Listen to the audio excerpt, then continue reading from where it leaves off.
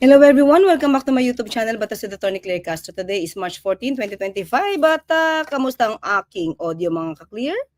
Yun, si Sally Baybayan, si Karaya, yan, yun, mula sa Manitoba, Canada. Yeah, si Tatay G's, hello from Acacia Estates, Taguig. Raymundo Macabugaw, yan, like na daw tayo, like na. Pindot lang, walang bayad. Wala pong bayad ang pagiging member po dito. Ay, sorry. Hindi pala membership fee. Ang pag-subscribe. Arlene Arpilia, Fernando Mina, yan. Pang number 7 na like daw siya. Alexander Guerrero, Ophirian. Hello, Ophirian. Okay, aha. Yeah. Tayo natin sabay-sabay. Kaya nga isa muna tayong vlog eh. Okay, isang vlog muna ang ating gagawin, isang video. At try natin manood ha. Saan ba may link, Ophirian? Sige nga. Ayun. Kain muna, enemy downfall. Anong pagkain mo, ha? Okay, Overthinker Channel. Saka si Leslie Padilla. Maylene, hello, Maylene. Beru pala. Si Beru, yes. Emmy. Oo nga pala. Uy, nako, may UP pala. I'm sorry. Hindi, kasi kailangan natin dahil by 9 o'clock try natin magkasabay-sabay tayo manood ha. Nung initial appearance, no? Gano'n kaya katagal yun?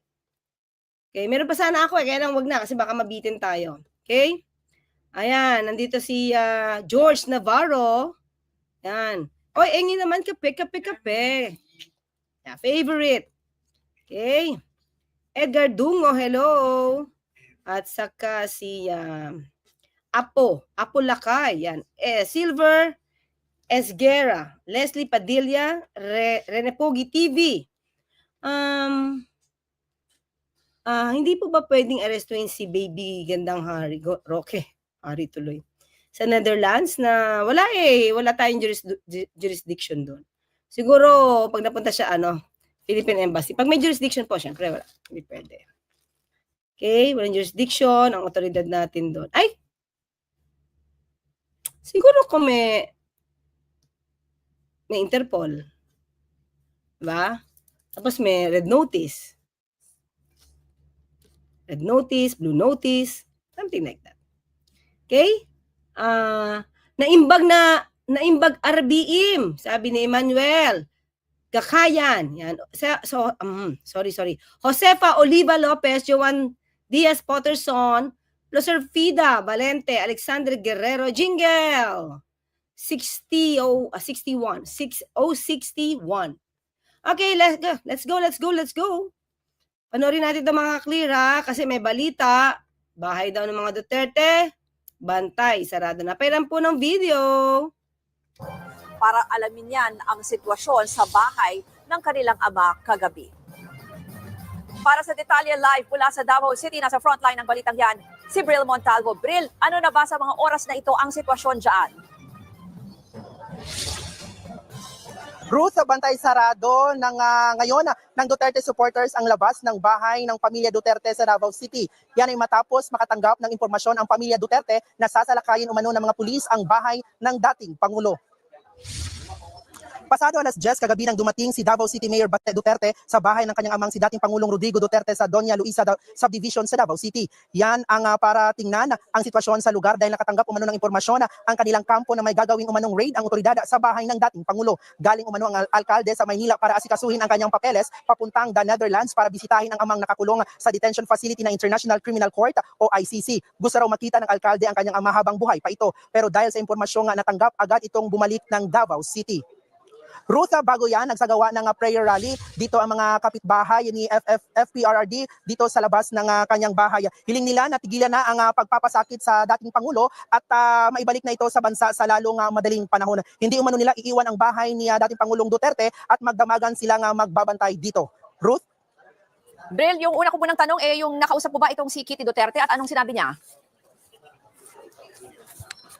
Ruth, kahapon nga ay eksklusibo nating nakapanayam ang isang anak ni dating Pangulong Rodrigo Duterte na si Kitty Duterte at sabi niya na maging alerto o mano ang mga Dabawenyo at mga taga-suporta ng kanyang pamilya sa anumang gagawing pag-raid dito sa kanilang bahay sa Davao City. At sabi din niya, Ruth, na nagpapasalamat siya sa mga supporters ng kanilang pamilya sa walang sawang pagsuporta nito sa pamilya Duterte. Ruth? Yung isa pang binanggit mo, Bril, na dapat mag-aayos sa mga papeles itong si Mayor Baste para doon sa pagpunta nila sa The Hague, Netherlands. Ano nangyari? Naudlot yan kasi pumunta siya doon sa bahay, no? Yes, tama ka nga dyan, Ruth. Nandun nga kahapon ng umaga si Davao City Mayor Baste Duterte sa Maynila para nga asikasuhin ang kanyang mga papeles para sa pagpunta niya doon nga sa The Netherlands para sundan at tingnan ang sitwasyon ng kanyang amang si dating Pangulong Rodrigo Duterte na nakadetain ngayon sa detention cell ng International Criminal Court. At nang malaman niyang impormasyon na may gagawing raid umano dito sa bahay ng kanyang ama sa Davao City, ay agad siya nga bumalik dito sa lungsod para tingnan nga ang sitwasyon kung totoo bang may nangyari nga or mangyayari nga raid dito sa bahay ng kanyang ama. Pero hanggang sa ngayon, Ruth, ay wala pang isinasagawang raid dito ang pulisya. Okay, mga ka-clear.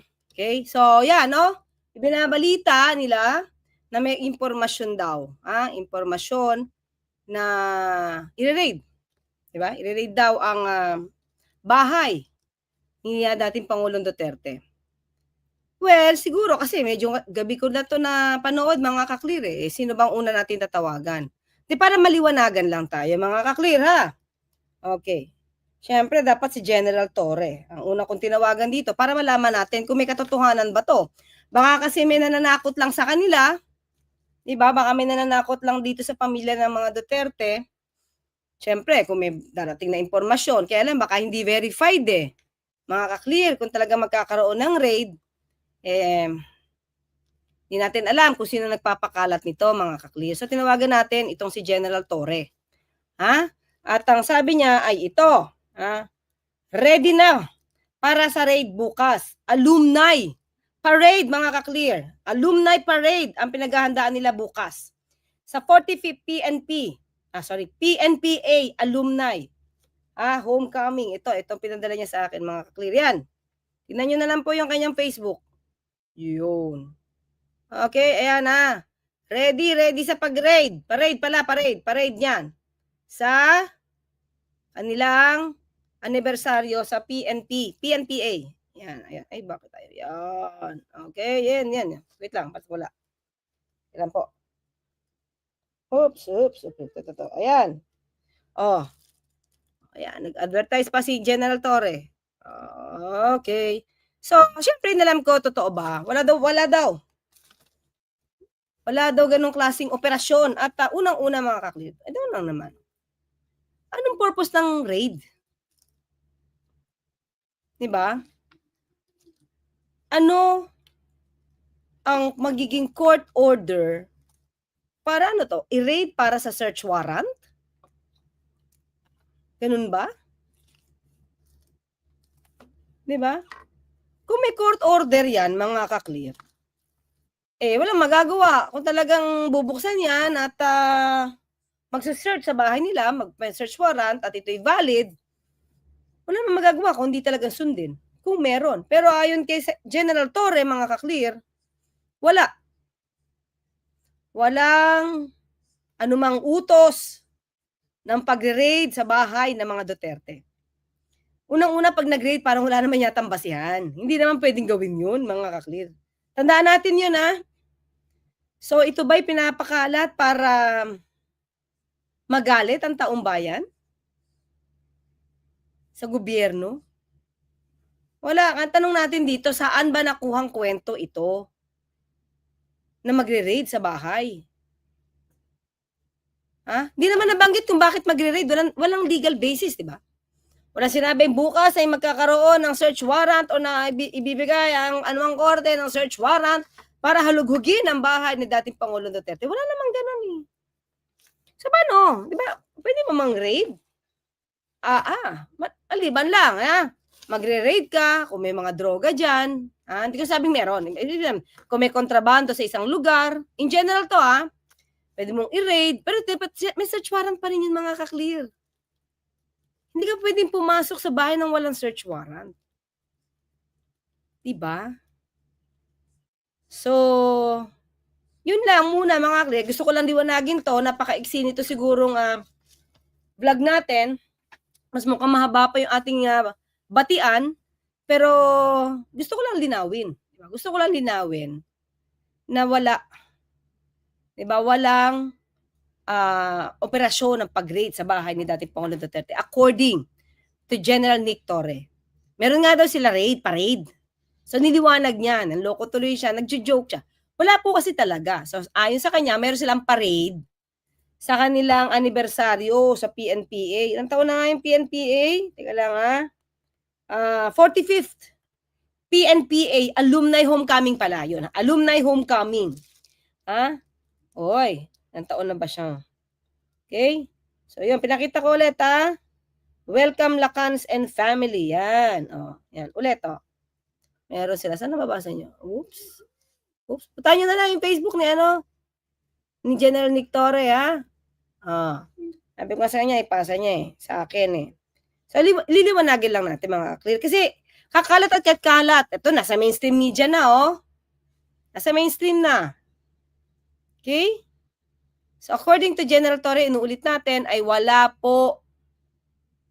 pong magaganap na raid sa bahay po ni dating Pangulong Duterte. Walang ganong klaseng operasyon. So, kalma lang po, Yan. Attorney Claire, sabi ni Rene Pogi TV, hindi po ba pwede arrestuin si Babe? Okay na natin yan. Tinanong natin yan, okay? Melay Sion. Happy evening, from 46 na siya live. Okay? So, maiksi lang po talaga itong aking video sa ngayon. Kasi, kilala lang naman natin liwanagin. Kanino ko pa makukuha yun? Kundi kay CIDG Director, Major General Nicolas Torre III. Okay? Sana po ay mapakalat nyo po itong ating video, para po makalma naman yung mga tao kasi wala po talagang gagawing kaguluhan dyan. At tulad yan, binabantayan yung bahay. Diba? Binabantayan yung bahay na hindi kasi inisip ko na anong i-raid? Diba? Anong i-raid? Dapat may search warrant. I-raid man yan, kung may search warrant, valid pa rin yun. Diba? Wala ka pa rin magagawa, talagang papapasukin mo. Kung may search warrant na in-issue po ng court. Diba? Pero kung wala pong search warrant ito, hindi po ito pwedeng basta-basta pasukin. Violation po yan.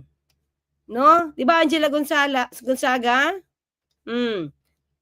Yes, Nika Chu, Darius Dison, Mavis, Wildflower 643. Ay, salamat from Japan. Thank you po. Kuruchan, si Emilito Guevara, Jovelyn Aniban Patak. Yan. Okay? Okay, 8:35 na. Baka naman pwede na nating simulan yung isa pa, no? Total, ito yung niliwanag ko lang. Kasi, mahirap magkagulo Baka wala naman pong basihan. So, basta po, ang nakausap po natin ay si General Nick Torre. Okay? Pinabubulaanan niya po yung kwentong may pagre-raid sa bahay po ni dating Pangulong Duterte. Sana po, Sana po maraming marating ito para po yung mga kaibigan po natin, kababayan po natin, ay hindi naman po mag-alala. Diba? Sir Hill Francisco, thank you so much sa iyong pakulay at saka si Mercy. Salamat sa inyo. Thank you. So, mga ka-clear, sige, try na natin yung isa. Total, sandali lang din naman yun, 8:36, pero try po natin makapag-live. Sabay-sabay po natin panoorin yung pagla-live po, Ayan, teka lang. Basahin nga natin, Sick Beats Crew, nadali sila ng sarili nilang fake news. Oo nga. I mean, ito di ba, yung natatandaan nyo, may nagpalabas din na may TRO na. Tumatakbo pa talaga si Atty. Lambino at nag-video pa siya, di ba? Na may TRO na in-issue ang Supreme Court. So, ingat-ingat po. Ingat-ingat po sa ganito kasi hindi po maganda ang naidudulot di ba? Sabi, drama lang yan. Ayan, fake news na naman. Style lang yan ni Baste para kawaan sila ng mamamayan. Gawa-gawa lang. Sana nga, kaya nga, well, kung makaryusakay, kung ano man ang kanilang dahilan, pero kasi nagdudulot ng gulo. Diba? Kung may basehan po sila talaga, di ipakita nila. Pero pag ganito po nasabi-sabi, tapos nakausap naman po natin si General Torre at mukha namang walang search warrant, hindi po yan mariread. Talagang pwede silang umalma pag ganyan. Di ba, JT De La Cruz, fake news talaga. Yan, mga panggulo lang talaga sa bansa. Mahiyahiya naman sila sa balat nila. Daming crying ladies ni Duterte. Basta di nag-iisip. Walang, ay, nako, Shiro Kanzaki. Nandito rin si Dien. Okay? Daniel Arozal. Pretty G. Ayan. O, di ba? Yun eh. Takot sa sarili multo. Julius Gilbert Cabalsa. Pero syempre mga ka-clear, ulitin natin ha. Ayon kay General Torre, wala pong ganong klaseng operasyon dahil bukas magpaparade sila para sa 45th 45th PNP Alumni Homecoming. Okay, so magre-ready yata sila by 8 o'clock. Kaya ready siya, sinabi niya.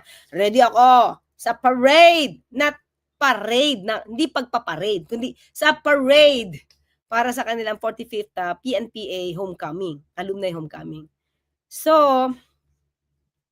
hirap po talaga yung ganyan eh. Pero, sabi ko nga, iba kung may valid search warrant.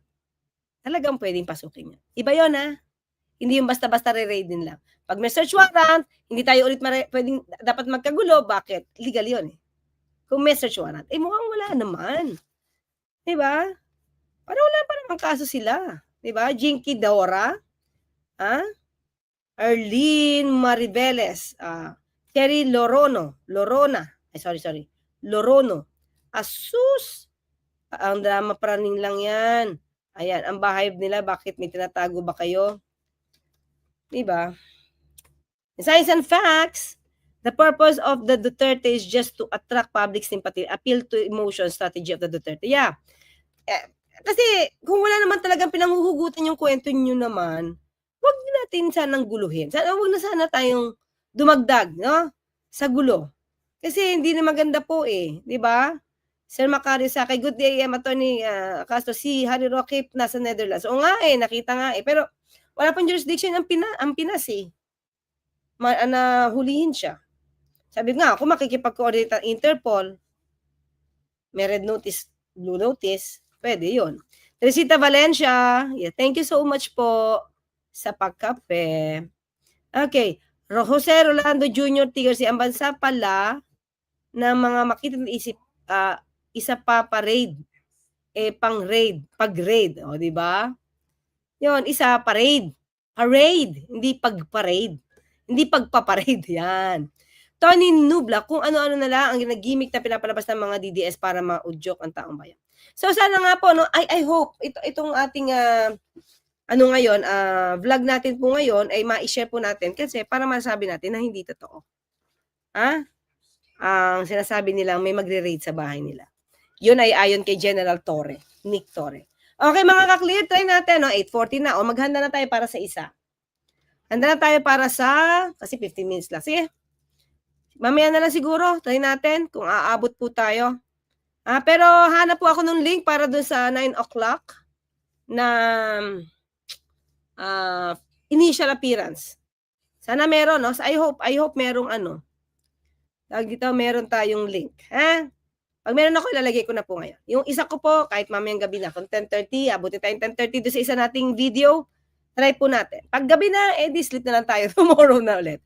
Okay, see you in a while. Bye! Thank you, MIBs ko. Thank you, mga ka-clear. Yan, teka lang, minalamutan niya. Kaya, umabol.